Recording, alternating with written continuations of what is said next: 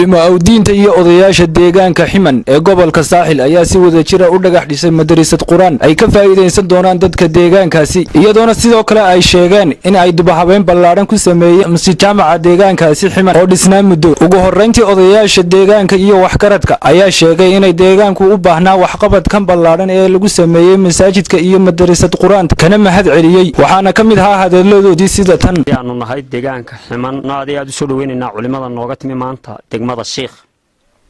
waxaana nagu soo kordhiyeen in masaajidka dib loo weyneeyo oo laga dhigo mustajaamac oo kale mindirisadihi quraanka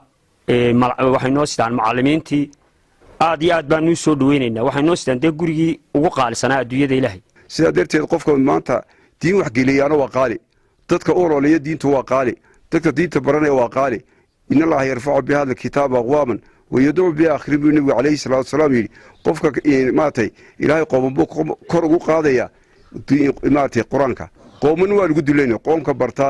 كل رغم تيدو دكو بحية كو ددالا كو هريرة جوغا كبرية انتو با وحوي إلهي كربو قاضية قوم كسكغتها إيجي وايا إما تيدو دقلو وايا أولادو دو بري وايا يوغو بري وايان إلهي ودو لي أضيء تجارة عالمك أكمل هذان waxa la barbaarinaya la soo kicinaya waxa weeyaan waa caruurta yarsiday ugu xidhmi lahaayeen Ilaahay sida daraadid waxa la inaga doonayaa dhamaanteedba xataa kuwa magaranaysaa ka yar fufug tuulada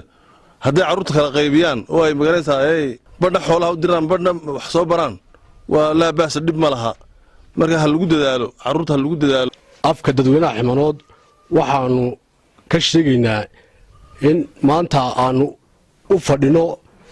masaajidka balaarintiisii in dib loo habeeyo iyo